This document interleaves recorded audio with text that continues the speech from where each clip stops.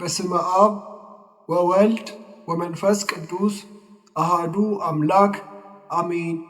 ድርሳነ ሚካኤል ዘወርሃ ሐምሌ።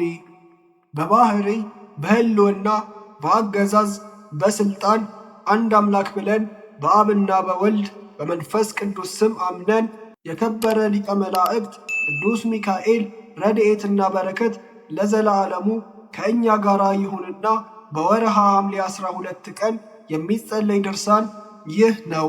በአንዲት ሀገር ስለሚኖር ጾም ስለማይጾም ጸሎትንም ስለማይጸልይ ልቡናው እንደ ፈርዖን ልብ ስለጸና አንድ ክፉ ሰው ጳጳሱ ቅዱስ ዮሐንስ የተናገረው ነገር ይህ ነው። በዚህም ሰው ጎረቤት የእርሱም የሚስቱም ሃይማኖታቸው የቀና አንድ ድሃ ሰው ይኖር ነበር።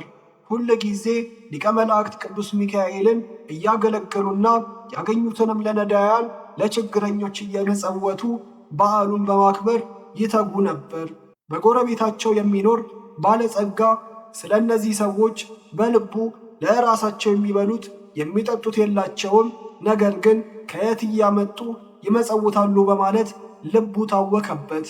ከዕለታት በአንድ ቀን ባለጸጋው ያንን ድሃ ጠርቶ አንተ ሰው የምታርሰው እርሻ፣ የምትዘራው ዘር፣ የምትሸጠው የምትለውጠው ንብረት የለህምና ከየት እያመጣህ ነው የምትመጸውተው? አለው። ድሃውም መልሶ እኔና ሚስቴ የሊቀ መላእክት ቅዱስ ሚካኤልን ስም በጠራን ጊዜ ኃይልና በረከትን ይሰጠናል፣ ብዙ ሥራንም እንሠራለን፣ ሥራችንም ይባረክልናል አለው። በዚህም ጊዜ ባለጸጋው ኀፍረት ይዞት የሚመልሰው አጣ። ድሃውም እስከ ዕለተ ሞቱ ድረስ ምጽዋት ከመስጠት አላቋረጠም። ያም ድሃ ከሞተ በኋላ ሚስቱ ጸንሳ ነበርና የቅዱስ ሚካኤል በዓል በሚከበርበት ዕለት ምጥ ያዛት። በዚህም ጊዜ አቤቱ ሊቀ መላእክት ቅዱስ ሚካኤል ሆይ ከመጣብኝ የምጥ ጭንቅ አውጣኝ እያለች ማለደች።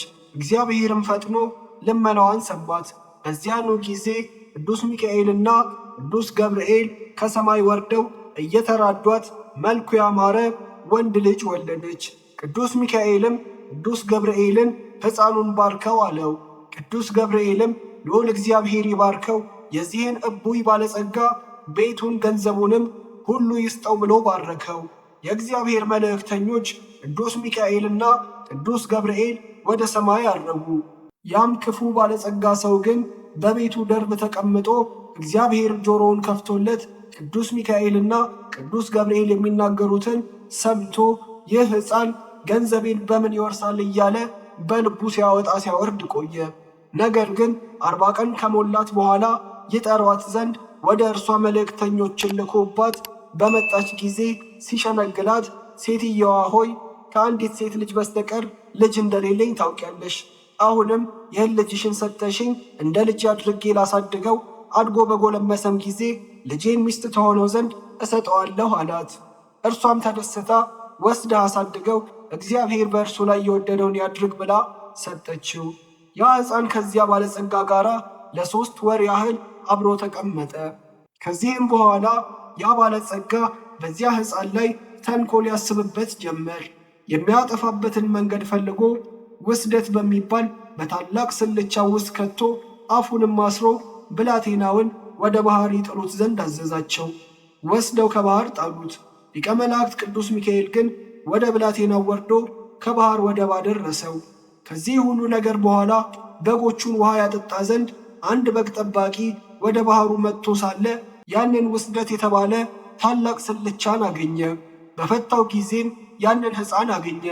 ልጅ አልነበረውምና ፈጣሪዬ ሆይ ልጅ ስለሰጠኸኝ ፈጽም ያመሰግንሃለሁ ብሎ ወደ ቤቱ ወሰደው።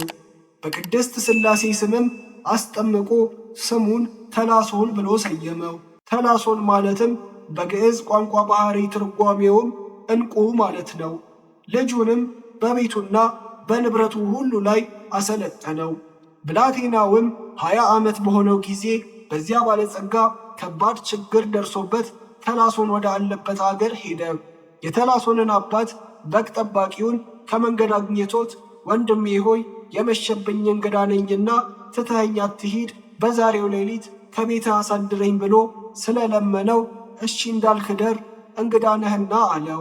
ከዚያም ከቤቱ አስገብቶት ሳለ አባቱ ልጁን ተላሶን ብሎ ሲጠራ ሰማ። በዚህም ጊዜ ያ ክፉ ባለጸጋ ተላሶን ብለህ የጠራኸው ይህ ስም ምን ትርጉም አለው ብሎ ጠየቀው። አባትየውም በጎቼን ውሃ አጠጣ ዘንድ ወደ ባህር ዳርቻ ስወርድ አፏን የታሰረች ስልቻ ወድቃ አገኘሁ። ማሰሪያዋን ፈትቼ ባየኋት ጊዜም ይህን ብላቴና አገኘሁት። ልጅ አልነበረኝምና ልጅ በማግኘቴ ደስ ብሎኝ ስሙን ተላሶን ብዬ ሰየምኩት። ቤቴን ንብረቴንም ሁሉ እንዲያዝበት ሰጠሁት አለው። ባለጸጋውም መለስ አድርጎ ይህን ብላቴና ከባህሩ ዳርቻ ካገኘኸው ስንት ዘመን ይሆናል ብሎ ጠየቀው። ከ20 ዓመት ቢበልጥ እንጂ አያንስም አለው። በዚህ ጊዜ ያ ክፉ ባለጸጋ ይህ ብላቴና ባህር ውስጥ የጣልኩት መሆን አለበት። አሁንም እኒያ መላእክተ ሰማይ እርስ በራሳቸው ሲነጋገሩ እንደሰማኋቸው ቤቴን ንብረቴን ይወርስ ዘንድ ዕድል አልሰጠውም እያለ በልቡ አሰበ። በዚያን ጊዜ ሰውነቱ ተቆጣ። አባቱንም እባክህ ልጅ የሆነኝ ዘንድ ስጠኝ፣ ልጅ የለኝምና አለው። አባትየውም እግዚአብሔር በስልቻ ቋጥሮ ከባህር ያስገኘልኝን ልጅ እንዴት ስጠኝ ትለኛለህ? ይህንም ሕፃን ካገኘሁት ጀምሮ ቤቴ ተባርኳል፣ በንብረቴ ሁሉ ላይ ጥፋት ከቶ የደረሰ የለም አለው። ያም ክፉ ባለጸጋ እነሆ የ2 ባሪያዎች መግዣ ዋጋ 30 ወቄት ወርቅ እሰጥሃለሁ፣ አንተም ልጁን ስጠኝ አለው። በግ ጠባቂውም እሺ መልካም ነው፣ 30ውን ወቄት ወርቅ ሰጥተኸኝ ውሰድ አለው። ባለጸጋውም ወርቁን ሰጠው፣ በግ ጠባቂውም ልጁን አስረከበው። ባለጸጋውም ያን ሕፃን ይዞ ሲሄድ ሩቅ አገር በደረሰ ጊዜ ይህን ደብዳቤ ይዞ የመጣው ተላሶን የተባለውን ይህን ሕፃን ወደ አንቺ በደረሰ ጊዜ ሳትሰጪ ፈጥነሽ አስገድዪው፣ ቀድሞ ከባህር ውስጥ የጣልነው ሕፃን ነውና ሲል ለሚስቱ የመልእክት ደብዳቤ ጻፈላት። ደብዳቤውንም በማኅተም አትሞ ለተላሶን ሰጠው። ይህን መልእክት ለባለቤቴ አድርስ፣ ያለ እርሷ ለማንም እንዳታሳይ በማለትም አስጠነቀቀው። ከዚህም በኋላ ተላሶን ደብዳቤውን ይዞ ተጓዘ። በጉዞውም ላይ ሳለ ሊቀ መላእክት ቅዱስ ሚካኤል ብዙ የመላእክት ሰራዊት በንጉሥ ጭፍራ አምሳል አስከትሎ ሲሄድ አገኘው። ቅዱስ ሚካኤልም አንተ ሕፃን እንዴት አለ ሲለው፣ ሕፃኑም ጌታዬ ሆይ እግዚአብሔር ይመስገን ደህና ነኝ አለው። ቀጥሎም ይህ የያዝከው ደብዳቤ ምንድን ነው አለው። ሕፃኑም ጌታዬ ለሚስቱ መልእክት አድርስ ብሎኝ እሱ ነው አለው። ቅዱስ ሚካኤልም እስቲ ልመልከተው ብሎ ጠየቀው። በዚህን ጊዜ ያን የመልእክት ደብዳቤ ለሊቀ መላእክት ቅዱስ ሚካኤል ሰጠው። ሊቀ መላእክት ቅዱስ ሚካኤል እፍ ቢልበት የሐሰት መጽሐፍ ነበርና ጽሑፉ ተደመሰሰ። ሊቀ መላእክት ቅዱስ ሚካኤልም ያ ክፉ ባለጸጋ በጻፈው ክፉ ጽሑፍ ፋንታ እኔ ባልሽ ከሄድኩበት ሩቅ አገር ይህን ደብዳቤ ወደ አንቺ ይዞ የመጣ ብላቴና አባት ባለጸጋ ታላቅ መኮንን አግኝቼ ልጄን ለልጁ ሚስት ትሆነው ዘንድ ለጥሎሽ የሚሆን ብዙ ወርቅና ብር ተቀብያለሁ። ይህ መልእክቴ በደረሰሽ ጊዜ ልጄን አጋቢው፣ በቤቴም በአገሬም ታላቅ ደስታ አድርጉ፣ ብሩንና ወርቁንም ሁሉ ስጪው። ይህን ብቻ አይደለ በዱር ያለ ርስቴንና ንብረቴንም ከብቴንም የሚንቀሳቀስና የማይንቀሳቀሰውን ንብረቴን በሙሉ አንዳችም ሳታስቀሪ አስረክቢው የሚል ደብዳቤ ጻፈለት። ሊቀ መላእክት ቅዱስ ሚካኤልም ደብዳቤዋን እንደ ቀድሞ በማኅተም አትሞ ለብላቴናው ሰጠው። ብላቴናውም ይዞ ሄደ። የመልእክቱን ደብዳቤም ለሚስቱ ሰጣት። እርሷም በውስጡ ያሉትን ትእዛዛት አንብባ ከተረዳች በኋላ እንደ ትእዛዙ ፈጸመች። ከ1 ወር በኋላ ያ እቡይ ባለጸጋ ወደ አገሩ ተመለሰ። ወደ ከተማ በተቃረበ ጊዜም ብላቴኖቹን አግኝቶ ደህና አላችሁን ብሎ ጠየቃቸው። እነርሱም በጣም ደህና ነን፣ ሚስትህም የመልእክትህ ደብዳቤ እንደደረሳት እንደ ትእዛዝህ ከእኛ ጋር ታላቅ ደስታ ስታደርግ ሰንብታለች አሉት። እርሱም በምን የተነሳ ምክንያቱስ ምንድን ነው ብሎ ጠየቃቸው። ደብዳቤ አስይዘህ ለላከው ብላቴና ልጅህን ሚስት ትሆነው ዘንድ ዳሩለት ብለህ አዘህ ነበር። ስለዚህ ልጅህን ዳረችለት። በቤት በዱር ያለውንም ንብረትህን ሁሉ አንዳችን ሳታስቀር ሰጠችው። አሁንም እነሆ እየበሉና እየጠጡ በከበሮና በመሰንቆ በበገናም እየዘመሩና እየዘፈኑ በታላቅ ደስታ ላይ ይገኛሉ አሉት። ይህንም ሰምቶ ሐዘን አደረበት። ከፈረሱም እወጣለሁ ሲል እርካቡ ተበጥሶ ከኮርቻው በታች ባለች በገዛ ሰይፉም ላይ ወድቆ ሆዱ ተሸርክቶ ሞተ። ሚስቱም ታላቅ ጩኸትና ዋይታ፣ ሁካታና ጫጫታ እንዲሁም መሪር ለቅሶን በሰማች ጊዜ ከፍተኛ ድንጋጼ ያደረባት። የሞተው ባሏ እንደሆነ በሰማች ጊዜም ከሰገነት ላይ ወድቃ ሞተች። ሁለቱም በአንድ ቀን ተቀበሩ። ከዚህም ሁሉ ነገር በኋላ ይህ ተላሶን በሥራው ሁሉ እግዚአብሔርን እያገለገለ ኖረ። ከእግዚአብሔር እንደተባረከና በሊቃነ መላእክት ቅዱስ ሚካኤልና ቅዱስ ገብርኤል ባደረበት በረከት በጌታችን ኢየሱስ ክርስቶስ በዓላቶች በበዓለ ገና፣ ኤጲፋንያ፣ በበዓለ ጥምቀቱና አስተርእዮቱ አምላክን በወለደች በእመቤታችን በዓልና በእየወሩ 12 ቀን የሊቀ መላእክት ቅዱስ ሚካኤልን በዓል በማክበር እግዚአብሔር ከሰጠው ገንዘብ ሁሉ ለነዳያን እየመጸወተ ይኖር ጀመር። እንዲህም እያደረገ ሲኖር የክቡር ሊቀ መላእክት የቅዱስ ሚካኤል በዓል የሚከበርበት በኅዳር 12 ቀን አርፎ አምላክን በወለደች በእመቤታችን ቅድስት ድንግል ማርያም አማላጅነት በርኅሩህ ሊቀ መላእክት ቅዱስ ሚካኤል የእግዚአብሔር ወልድን ሰው መሆን በአበሰረ ቅዱስ ገብርኤል ጸሎት ፍጹም መንግሥተ ሰማያትን ወረሰ። ቅዱስ ሚካኤል ያደረገው ተአምር ተቆጥሮ የማያልቅ ነው። በስሙ ነዳያንን በምጽዋት እናስባቸው ዘንድ እግዚአብሔርንም በጸሎቱ እያሳሰበ ኃጢአታችንን ያስተሰርይልን ዘንድ ካደረጋቸው ተአምራት ከብዙ በጥቂቱ ጻፍን።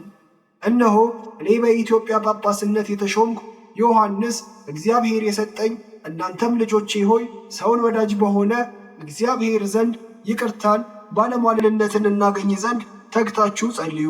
በሊቀ መላእክት ቅዱስ ሚካኤልና የወልደ እግዚአብሔርን ሰው መሆን በአበሰረ ቅዱስ ገብርኤል አማላጅነት አምላክን በወለደች እመቤታችን ቅድስት ድንግል ማርያም አማላጅነት በመጥምቁ ቅዱስ ዮሐንስ ጸሎት በጻድቃንና በሰማዕታት አማላጅነት በ40ቱ እንስሳ ኪሩቤል በ24ቱ ካህናተ ሰማይ ሱራፌል ይቅር ይለን ዘንድ ለአብና ለወልድ ለመንፈስ ቅዱስ ምስጋና ይሁን። የእሊህም ቅዱሳን ሁሉ በረከታቸው ሀብተ ረድኤታቸው ከእኛ ጋር ይኑር። ይህን መጽሐፍ የጻፈውን ያጻፈውንም የተረጎመውንም ያነበበውን የሰማውንም እግዚአብሔር በመንግሥተ ሰማያት ይማራቸው ለዘላለሙ አሜን። ተፈጥሮ ከነደ እሳት የሆነ የእግዚአብሔር ወልድ አገልጋይ ማዕረጉ ከፍ ያለ ከናፍሩ የምስጋና መፍሰሻ ከአንደበቱ ነጸብራቀ እሳት የሚወጣ መጎናጸፊያው መብረቀ እሳት በነበልባለ እሳት የተሸለመ የተጠሉ ጎስቋሎች የሰይጣን ሰራዊት አጋንንት የሚታጨዱበት የሥላሴ ሥልጣነ ሰይፍ በእጁ የተያዘ ሊቀ መላእክት ቅዱስ ሚካኤል ያደረገው ተአምር ይህ ነው። በከበረ አማላጅነቱ ያመንን የወንጌል ልጆች የሆንን እኛን ሁላችንን በእሱ ዘንድ አደራ ይቀበለን፣ ከወገኖቹ ጋራም ይጠብቀን፣ በየዕለቱም በረድኤቱ ይጎብኘን፣ እጁን ዘርግቶ ይባርከን፣ የጠላታችን ሰይጣን ፍላጻዎች እንዳይነድፉን በክንፈ ረድኤቱ ይሰውረን፣ በጸሎቱ ጋሻም ይመክትልን። በዚህ ዓለም ካሉ እኩያት ፍትወታተ ኃጣውዕ እንድን ዘንድ ከዛሬ ጀምሮ እስከ ዓለም ፍጻሜ ድረስ በየዘመኑ ሁሉ ይጠብቀን። ይህንን መጽሐፈ ድርሳንም የጻፈውን ያጻፈውን ያነበበውን የጸለየውን የሰማውን ያሰማውንም ቅዱስ ሚካኤል በክንፈ ረድኤቱ ይሰውረን ለዘላለሙ አሜን። በአንዲት አገር አንድ ክርስቲያናዊ ሰው ነበረ።